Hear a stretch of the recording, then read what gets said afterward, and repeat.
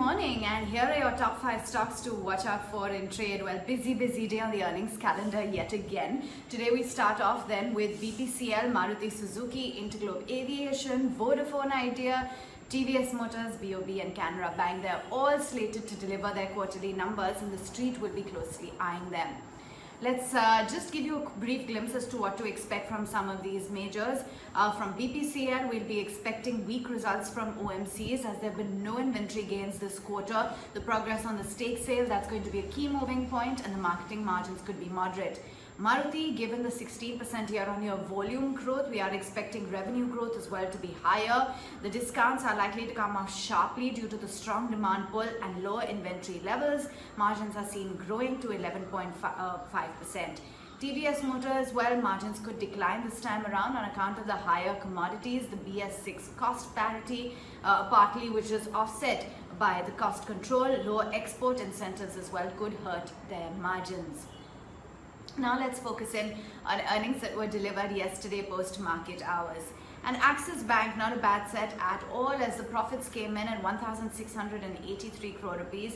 This is versus a loss of 112 crores year on year. The gross NPA is at 4.18% versus 4.72% sequentially. NIIs came in at 7,326 crores and the net NPA at 0.98% versus 1.23%.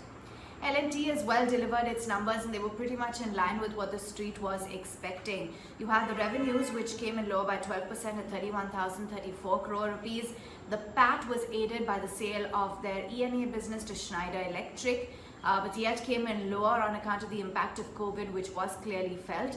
1410 crores, down 45%. Margins very healthy at 10.7% versus 11.3%. The consolidated order book stood at 2.99 lakh crores. They bagged orders worth about 28,000 crores in the quarter gone by, but they refrained from giving a guidance due to the very uncertain environment right now. Moving on then, let's focus in on RBL Bank as well, that came out with its numbers. This came in post-market hours. RBL Bank's PAT stood at 144 crore rupees, so quite healthy from the 54 crores that they delivered last year.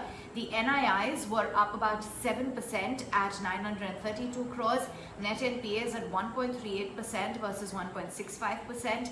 Slippages were higher at 145 crores versus 5 crores sequentially. Meantime, you also had Cummins India, which came out with their earnings. Margins healthy at 14.4% versus 11.6%. The revenues, though, came in a little bit lower at 1,170 crores versus 1,321 crores. And PAT stood at 173 crores versus 183 crores YOY.